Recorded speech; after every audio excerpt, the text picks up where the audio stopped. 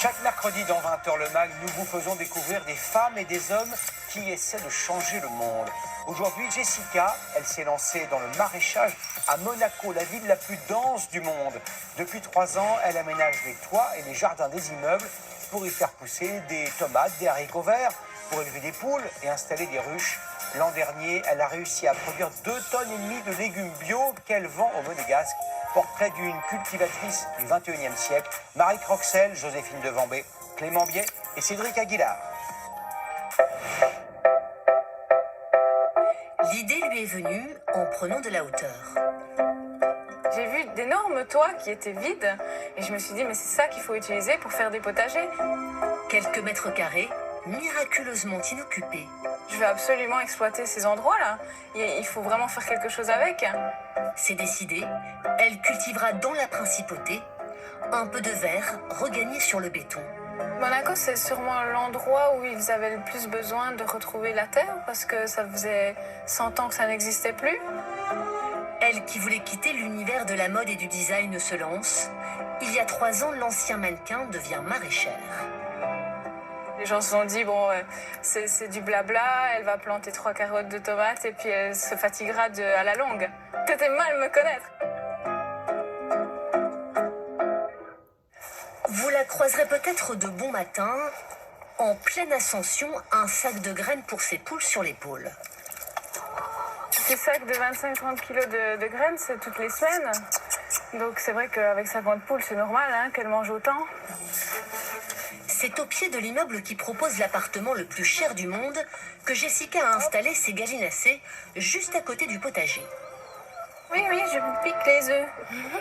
Pas contente, Et comme souvent, les réticences, elle en a fait son affaire. Évidemment, au début, on est toujours un peu craintif. Est-ce que ça va pas déranger? Est-ce que ça va pas sentir mauvais non plus? Une fois que c'est installé, puis que les gens voient que ça fonctionne, en fait, c'est dans la poche. Séduits, les habitants de l'immeuble sont aujourd'hui ses premiers clients.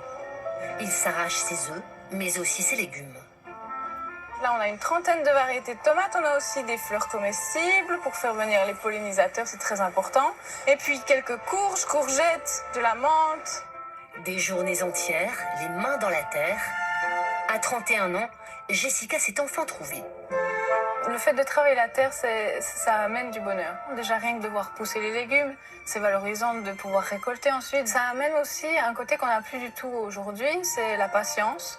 La patience de voir pousser les choses et d'attendre la saison des tomates, la saison des poivrons.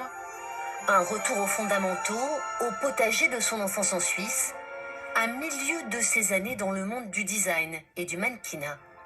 J'avais vraiment une vie un peu trop superficielle et le fait de me rapprocher de la terre, ça m'a amené des gens qui avaient la même vision que moi, avec une harmonie, comme je peux la trouver dans le jardin. Une harmonie gagnée de haute lutte. Jessica se forme à la permaculture, trouve des investisseurs. Arrivée à Monaco pour designer des yachts, la voilà maraîchère. 5 potagers, 1600 mètres carrés de culture sans pesticides. J'étais vraiment convaincue de mon projet et j'avais pas prévu de plan B. Donc il fallait vraiment que ça marche en fait. Et ça marche. Des comptes à l'équilibre, des projets à Nice et en Belgique et des clients satisfaits. Ils sont une 30aine dans la tour à passer commande par Internet ou par SMS. C'est que c'est frais, c'est bio, voilà. En ville, c'est sympa. De la terre à l'assiette, Jessica collabore même avec des chefs étoilés. J'ai une surprise pour toi, Marcel. Non. Essaye d'ouvrir ce haricot. Oh, le yin et le yang, le blanc et le noir, magnifique. Au pied de cet hôtel de luxe, elle exploite son potager. Ici, sa quête d'excellence prend tout son sens. C'est important de savoir comment il va traiter le produit. C'est constructif, ça amène d'autres variétés que lui connaît. Moi, je lui apprends aussi des choses. Avec son potager, Jessica fournit plus que des légumes, une source d'inspiration. Comment on passe de maraîchère à commis de cuisine? C'est une source de création immédiate pour moi. Quand je me balade dans le jardin, les idées, elles viennent parce que je me sens tout à fait en harmonie avec le potager. Mais ce que Jessica préfère, c'est encore travailler avec les enfants. Ça, c'est quoi? Une courgette. Ça, c'est une courgette? Non. Si? Et ça, c'est un concombre. Comment tu as fait la différence, toi? Les courgettes, ben, c'est un peu plus dur. C'est un peu plus dur? La peau aussi, elle est différente. Des plus jeunes aux lycéens, elle enseigne les saisons, les gestes. Tu vas le planter, tu sais comment le planter? Crotte, Tu creuses? fourré, Ouais. graine, Ouais. après je ferme et j'arrose. Bravo! Tu as tout compris aujourd'hui. Ils adorent travailler la terre, se salir et puis pour finir c'est le plaisir en fait de toucher quelque chose de vivant. Hein. Et que dire de l'apprentissage du goût? Un vaste champ de découverte.